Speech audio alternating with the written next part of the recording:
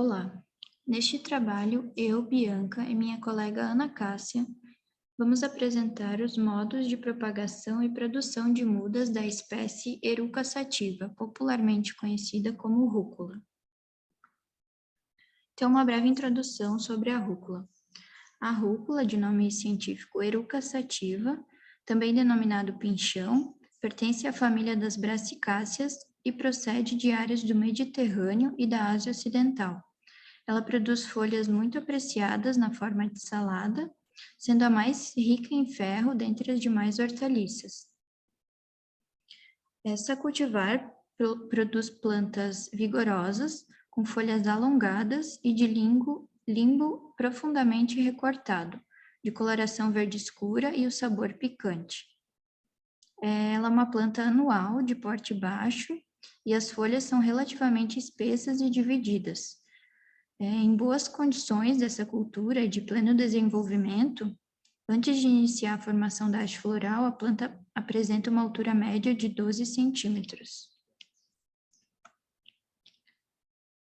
Sobre o clima recomendado para essa cultura, embora a rúcula se adapte bem a vários climas, ela prefere temperaturas mais amenas, entre 15 e 18 graus Celsius. Para que as folhas de rúcula não se desenvolvam atrofiadas, o que acontece em locais com altas temperaturas,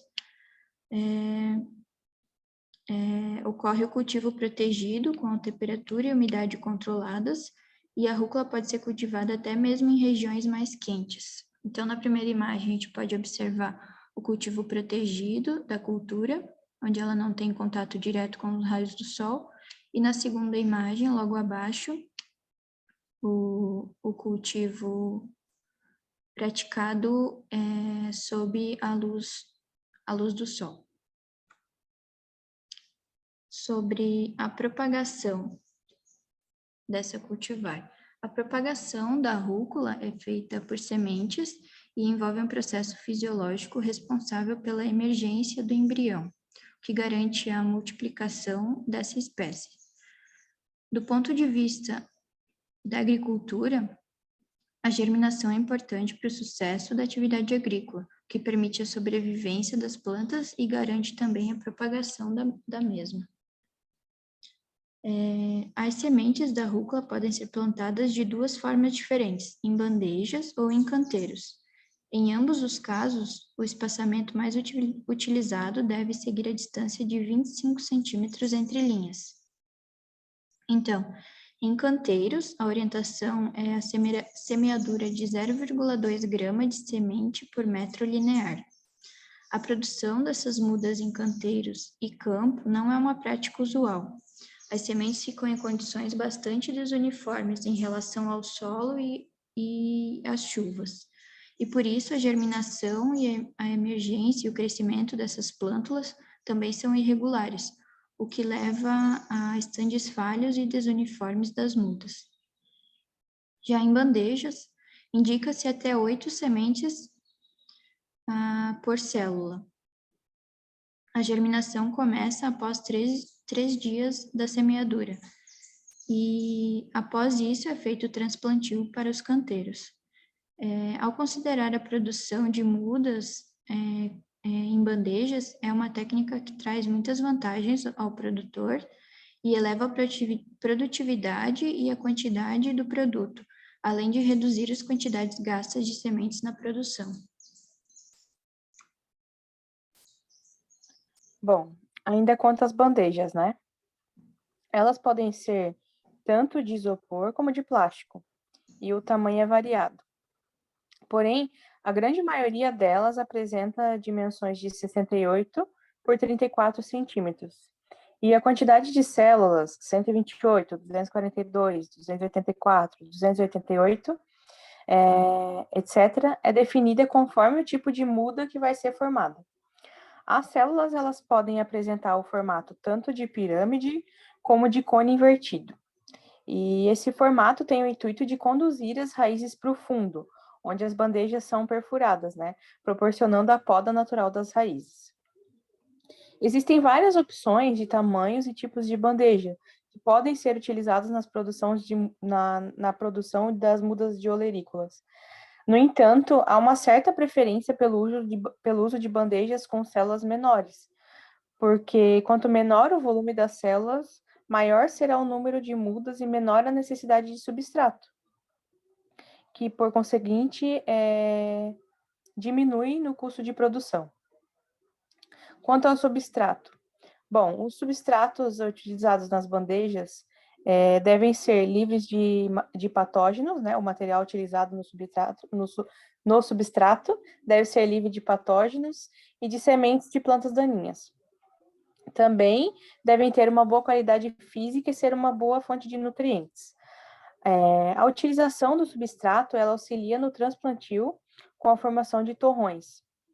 Ele pode ser composto por vermiculita expandida, materiais orgânicos, fertilizantes e também aditivos.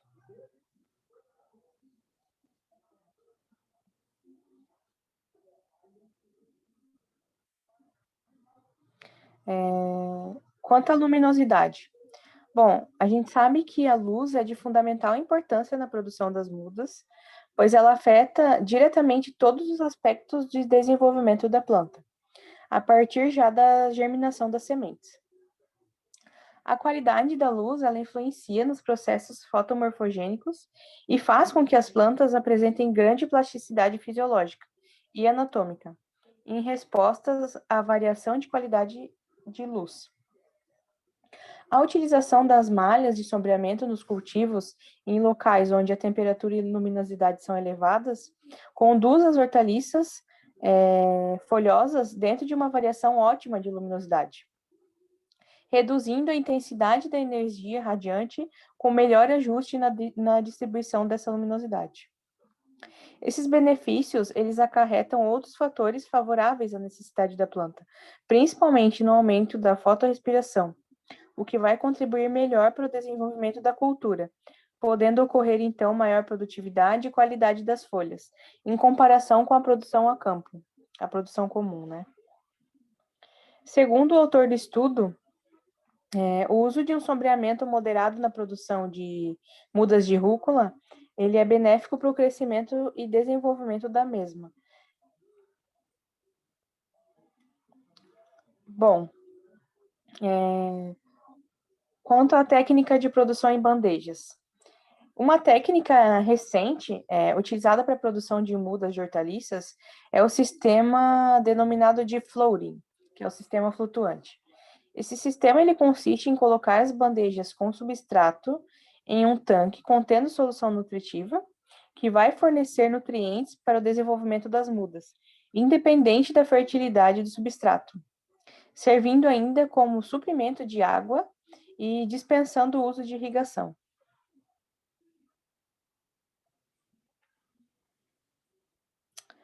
Conclusão.